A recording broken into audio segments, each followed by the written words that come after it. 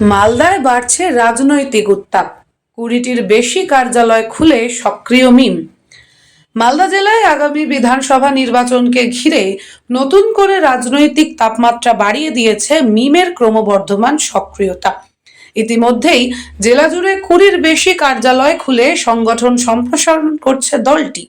চলতি মাসের শেষ সপ্তাহ থেকে শুরু হবে জেলার বিভিন্ন ব্লকে তাদের অধিকার যাত্রা।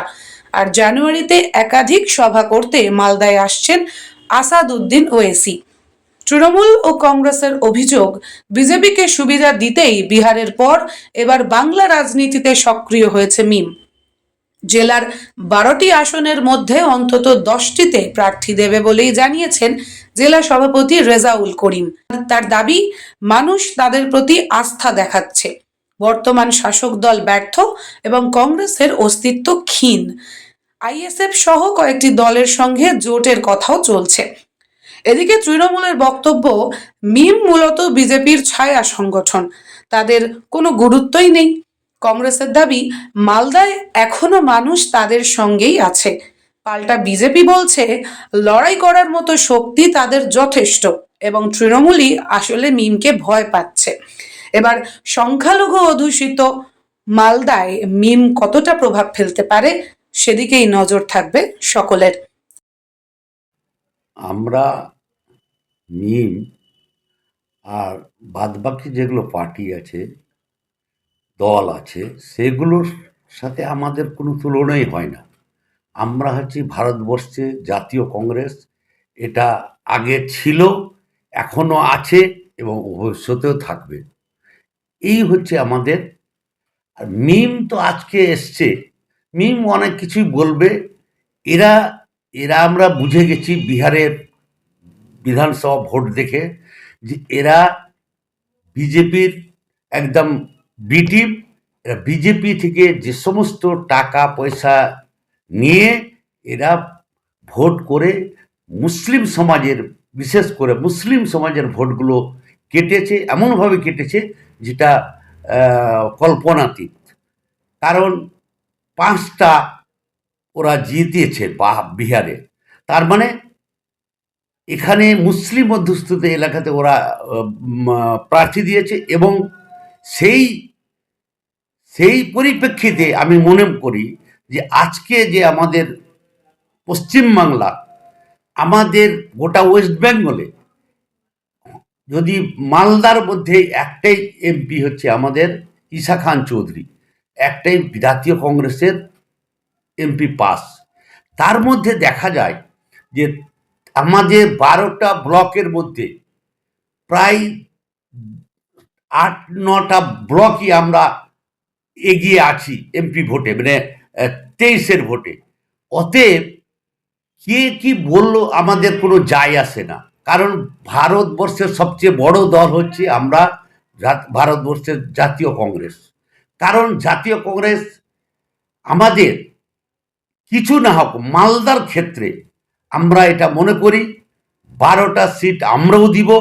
কিন্তু তৃণমূল যে সমস্ত আমাদের কেন গোটা হিন্দু সমাজ হোক, মুসলিম সমাজের, সমস্ত সমাজের যে যেভাবে ক্ষতি করেছে এটা কল্পনাতীত। কারণ এই সরকার হচ্ছে আমাদের রাজ্য সরকারের সমস্ত মাটি, বাড়ি ঘর হচ্ছে রাজ্য সরকার। কেন্দ্রীয় সরকারকে কোনো কিছু করতে হলে আমাদের এখানে পারমিশন ছাড়া কোনো কিছু করতে পারবে না। অতএব কেন্দ্রীয় সরকার থেকে আমাদের এই যে রাজ্য সরকার, তৃণমূল সরকার আমাদের এখানে আছে, সেই তৃণমূল সরকার কিন্তু আমাদের যে সমস্ত ক্ষতিগুলো করেছে হিন্দু সম্প্রদায়েরও সেরকম ক্ষতি করেছে। আপনারা দেখুন, আমাদের যেমন ওয়াকাফের সম্পত্তি নিয়েছে, তেমন দেবত্ব সম্পত্তিও সমস্ত চলে গেছে।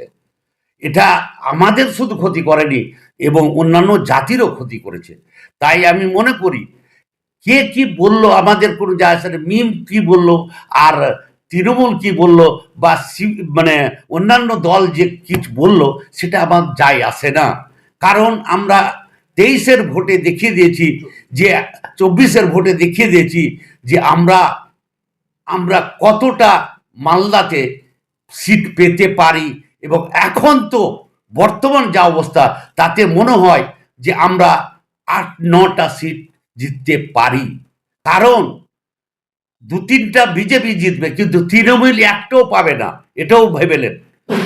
এই হচ্ছে আমাদের সবচেয়ে বড় আশা আকাঙ্ক্ষা। এই আশা উচ্ছিষ্ট খাবার ডাস্টবিনে ফেলা হয়, ওটাও খাবার। তার মধ্যে তরকারির অংশ থাকে, মাছের টুকরো থাকে, তার মধ্যে ভাত ডাল থাকে, সেটা কিন্তু খাবার বলা যায় না, পাতে দিলে কেউ খায়, ডাস্টবিন। মালদায় মিমের জন্মগ্রহণ হচ্ছে, ওটা ডাস্টবিন থেকে উঠে আসছে, ওটা নিয়ে কিছু ভাবার নেই। এখানকার সংখ্যালঘু মানুষরা বিগত দিনে মমতা ব্যানার্জির সাথে ছিলেন, আজকে মমতা ব্যানার্জির সাথে আছেন, আগামী দিনে মমতা ব্যানার্জির সাথে থাকবেন, কারণ তারা পশ্চিমবঙ্গের বুকে নিরাপত্তার মধ্য দিয়ে উভয় সম্প্রদায়ের মানুষ একসাথে ভাই ভাই হয়ে বসবাস করার সুযোগ মমতা ব্যানার্জি করে দিচ্ছে। ইমনিম এখানে কোনো স্থান পাবে না, কোনদিন টিকবেও। দু একটা লোক পতাকা ধরে নিচ্ছে, তারা ওই সিপিএম কংগ্রেসের মতো এদিক ওদিকের মদত পাচ্ছে আর পতাকা ধরে নিচ্ছে।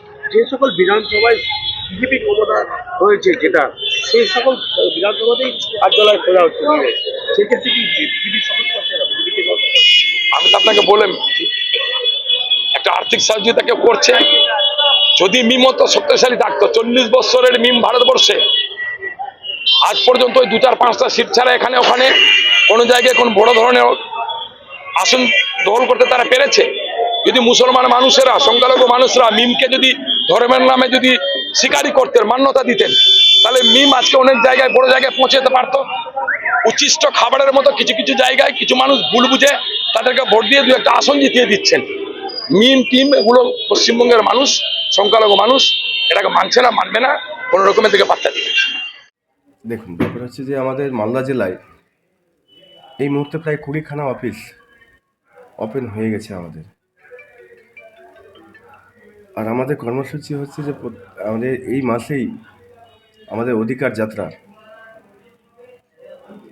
পুরো জেলায় প্রত্যেকটা ব্লকেই আমাদের অধিকার যাত্রা হবে। তার সিদ্ধান্ত আমাদের 2-1 দিনের মধ্যে হয়ে যাচ্ছে। আমাদের অধিকার যাত্রার পরেই আমাদের জানুয়ারি ফার্স্ট উইকে বা সেকেন্ড উইকের মধ্যেই আমাদের ব্যারিস্টার আসাদুদ্দিন ওওয়াইসি সাহেব মালদা এবং মুর্শিদাবাদে আসছেন। দিয়ে তারপরে আমরা বলছি, দেখা যাচ্ছে সংখ্যালঘু ভোট, এই ভোট গত বিধানসভাতে গেছিল তৃণমূলের কাছে, মালদা জেলাতে গেছিল লোকসভাতে একটা বড় অংশ গেছিল কংগ্রেসের কাছে। হ্যাঁ, তো এক্ষেত্রে আপনারা কতটা এখানে সাড়া পাবেন মানুষের? দেখুন, কংগ্রেস নেই মালদায়। মালদা বলে তো নয়, পুরো পশ্চিমবাংলায় কংগ্রেস চলে গেছে। অন্যান্য দলের ব্যাপার নেই, এখন যা আছে তৃণমূলের দুর্নীতির জন্য। তৃণমূল মানুষকে কথা দিয়ে কথা রাখেননি, তৃণমূল মানুষকে ধোঁকা দিয়েছেন। তার জন্য মানুষ বুঝে গেছে যে তৃণমূল সরকারের রাজনীতি অন্যভাবে রাজনীতি। তাই মানুষ প্রত্যেকটা এলাকা থেকেই অল ইন্ডিয়া মজলিসে ইত্তেহাদুল মুসলিমিনের পতাকায় আসছেন। কোন কোন এলাকায় আপনার সাড়া ভালো পাচ্ছেন আপনারা? দেখুন, আমাদের মালদা জেলার পুরো মানে 12টার মধ্যে ধরুন যে কি 10টা ব্লকেই আমাদের ফুলফিলভাবে কাজ চলছে, একই রকম গ্রাউন্ড লেভেল পর্যন্ত। কটা বিধানসভা ক্যান্ডিডেট দেওয়ার পরিকল্পনা রয়েছে আপনাদের? দেখুন, আমাদের তো কাজ চলছে। এবার আমরা সিদ্ধান্ত আমাদের হাইকমান্ড যিনি আছেন এবং আমাদের রাজ্য সভাপতি ইমরান সোলাঙ্কি সাহেব আছেন, ইনাদের নিয়ে আমরা প্রত্যেকটা জেলায় বসে আলোচনা ভিত্তিক আমরা সেই সিদ্ধান্ত নিতে পারি। কতগুলো বিধানসভাটা মুখ টার্গেট করছেন মালদা জেলায়? মালদা জেলায় প্রায় 8 থেকে 10খানা। কত পার্সেন্টেজ অফ সংখ্যালঘু ভোট আপনাদের সাথে আসছে? দেখুন, আমাদের পার্সেন্টেজ বলতে যে পার্সেন্টেজের গল্প নেই, কারণ আমাদের ভোট হবে, লোক চেয়েছে। আমরা না চাইলেও মানুষ চাইছে যে আমরা এবার মিম করি। মিমকে নিজে থেকে চেয়ে সবাই মিম করছেন। আইএসএফ আছে, পাশাপাশি হুমায়ুন কবিরও দল গঠন করার প্রস্তাব দিয়েছে, সেক্ষেত্রে তাদের সাথে আপনারা জোট করবেন না একাই লড়বেন? দেখুন, জোটটা আমি এই মুহূর্তে বলতে পারছি না দাদা, কারণ জোটটা হচ্ছে আমাদের রাজ্য সভাপতির উপর এবং আমাদের মানে ব্যারিস্টার আসাদুদ্দিন ওওয়াইসি সাহেবের উপর। আমরা তো নিজে থেকে চাইবো যে সবাইকে নিয়ে আমরা বিজেপির বিরুদ্ধে লড়াই, বিজেপি এবং তৃণমূলের বিরুদ্ধে লড়াই। বলছি তৃণমূল বলছে, হ্যাঁ, এবং সাথে কংগ্রেস বলছে যে আপনারা বিজেপিকে সুবিধা করার জন্য, ভোট কাটার জন্য এখানে রাজনীতি করছেন, কিভাবে বিহারে করছেন। দেখুন, যদি ওরা বলে যে কি আমরা বিজেপিকে সুবিধা পাইয়ে দেওয়ার জন্য করছি, তাহলে গত তো সবাই দেখেছেন তো, মানুষ দেখছে যে কি গত রাজনীতি তৃণমূল সরকার, আজকে বিজেপিকে নিয়ে আসার দায় কে? তৃণমূল সরকার, উনি নিয়ে এসছেন, আমরা তো ছিলাম না। মিম তো মালদা বলে নয়, সারা পশ্চিমবাংলায় মিম ছিল না, তারপরেও বিজেপিকে সুবিধা কে পাইয়ে দিয়েছিল? তাহলে বিজেপি বি টিম হবে তৃণমূল সরকার।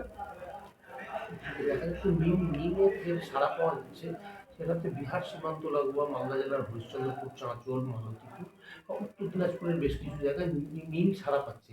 সেক্ষেত্রে এই বিধানসভা গুলোতে কতটা ফলাফলের আশা করছেন আপনারা? ভালো ফলাফল হবে, আমি কথা দিচ্ছি যে মালদার মধ্যেই এমন ফল কোনোদিন হয়নি, যা রাজ্য সরকারের যা দুর্নীতির জন্য যা ফলাফল হবে সেটা অমায়িক হবে। বলছি যে হুমায়ুন কবির একটা মসজিদ নির্মাণ করছে, সেখানে যাচ্ছে প্রচুর সংখ্যালঘু মানুষ, সেখানে যাচ্ছে, ইট নিয়ে যাচ্ছে, কেউ বালি নিয়ে যাচ্ছে, হ্যাঁ, এবং মানুষের একটা আবেগ রয়েছে, হ্যাঁ, সেক্ষেত্রে দেখা যায় তৃণমূল তাকে কটাক্ষ করছে, তাকে দল থেকে বহিষ্কার করছে। এটা কিভাবে দেখছেন আপনারা? দেখুন, তৃণমূল সরকার যখন মন্দির বানানোর রাজনীতি শুরু করেছে, একটা সরকার কখনোই মন্দির মসজিদের রাজনীতি করতে পারে না। উনি তো মানুষের ট্যাক্সের টাকায় মন্দির বানাচ্ছেন, উনি মসজিদ বানাচ্ছেন নিজের টাকা দিয়ে, তাহলে সমস্যা কেন হবে? সমস্যা হওয়া উচিত না। সারা ভারতবর্ষে বিজেপি নিজের ক্ষমতায় লড়ে, সেখানে কোন পার্টি মিম ছিম কি আছে তাদের সহযোগিতা বিজেপির প্রয়োজন হয়। তৃণমূল আর কংগ্রেস মিলে এই একটা ন্যারেটিভ ছড়ানোর চেষ্টা করছে, যেটা এই বিজেপির হয়ে এরা কাজ করে, কিন্তু আমাদের কোনো দরকার পড়ে না। আসলে তৃণমূল নিজে ভয় পেয়ে গেছে যে সংখ্যালঘুদের ভাওতা দিয়ে তারা প্রতিবার ক্ষমতায় আসছে, সেই সংখ্যালঘু ভোট যদি এরা ভাগ করে দেয় তাহলে তাদের কি হবে, তারা ভয় পেয়ে গেছে।